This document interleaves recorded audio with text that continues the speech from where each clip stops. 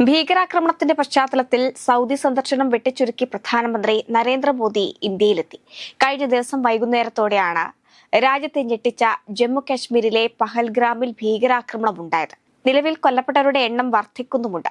ആക്രമണത്തിൽ പരിക്കേറ്റ 10-ലധികം പേർ ചികിത്സയിലാണ്. അവധി ആഘോഷിക്കാനെത്തിയവർ, മിനി സ്വിറ്റ്സർലാൻഡിന്റെ ഭംഗി ആസ്വദിക്കാനെത്തിയവർ, പുതുമോടികൾ, പല വിഭാഗങ്ങളിൽ നിന്നുള്ളവരാണ് ആക്രമണത്തിൽ കൊല്ലപ്പെട്ടത്.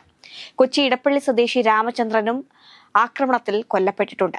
ഭീകരാക്രമണത്തിന്റെ ദൃശ്യങ്ങൾ പുറത്തു വന്നതോടെ ഭർത്താവിന്റെ മൃതദേഹത്തിനടുത്ത് വിറങ്ങലിച്ചു നിൽക്കുന്ന യുവതിയുടെ ചിത്രം വാർത്തകളിൽ നിറഞ്ഞിരുന്നു. കൊച്ചിയിൽ ജോലി ചെയ്യുന്ന ഹരിയാന സ്വദേശിയായ നാവികസേന ഉദ്യോഗസ്ഥനായ വിനയ് നർവാളാണ് കൊല്ലപ്പെട്ടത്.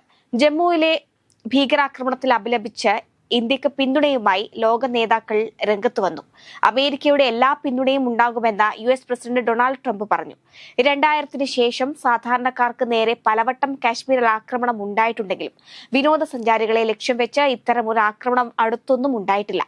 ആക്രമണത്തിന്റെ 2ാം നാൾ ലോകം വീക്ഷിക്കുന്നത് ഇന്ത്യയുടെ തുടർ നടപടികളാണ്. ആക്രമണത്തിന്റെ ഉത്തരവാദികളെ പിടികൂടാനുള്ള നടപടികൾ എന്തെല്ലാമാകുമെന്നാണ് ലോകം വീക്ഷിക്കുന്നത്.